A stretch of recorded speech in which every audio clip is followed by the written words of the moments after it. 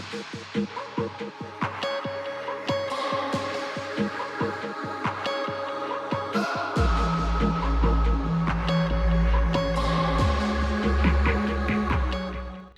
6 valanda ryto, ką tik pabudau.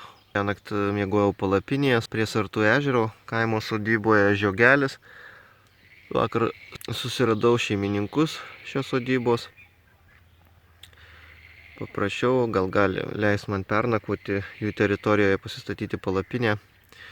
Taip, jie sutiko, leido, sako, vat yra, jeigu nori, pasigamink maisto ant laužo, jeigu nori, paplaukiok valtele. Vieta graži, netrukus jūs ją ir pamatysite. Ir šiandien, nežinau, ar reikia turbūt mint Rokiškis, šiandien tikrai reikia pasiekti. Ir aš jį pasieksiu maždaug. Rokiškis nutolęs kokie 15 km nuo šios vietos ir Biržai.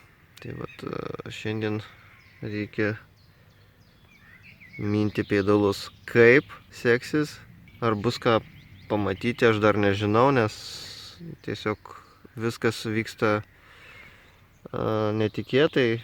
Pamatau žemėlapį kažką įdomaus arba nuorodą kažkokią, kuri mane sudomina ir aš užsuku. Taip vakar atsitiko, kad aš važiavau per regioninį parką.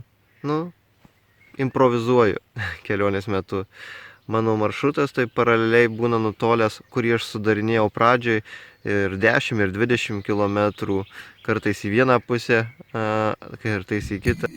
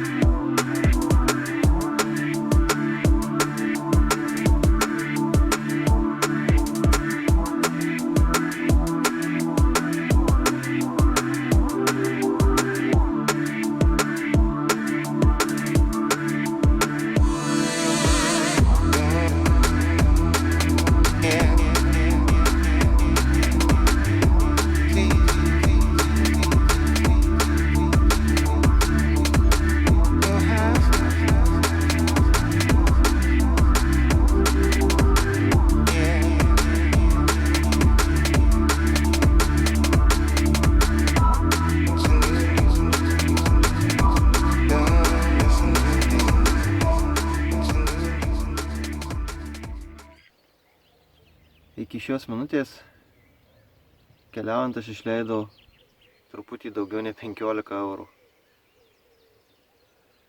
Kelionė dviračiu yra tikrai nebrangus malonumas, emocijų daug, pamatai nemažai. Taip, reikalauja truputėlį fizinio pasirengimo, bet tai atperka.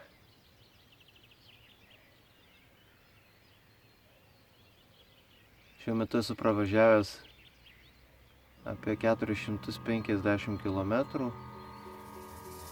6 diena, tai šiandien jau turbūt įpusėsiu.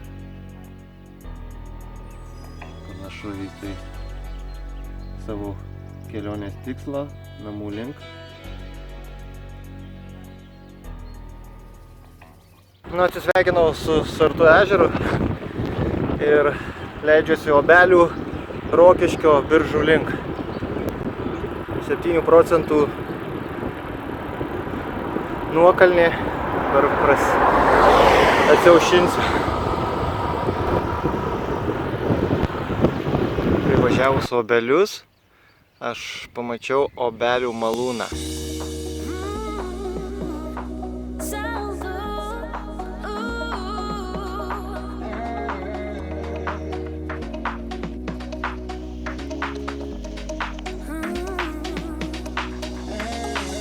Iki šiol Rokiškį tik ant sūrio mačiau iki šios dienos.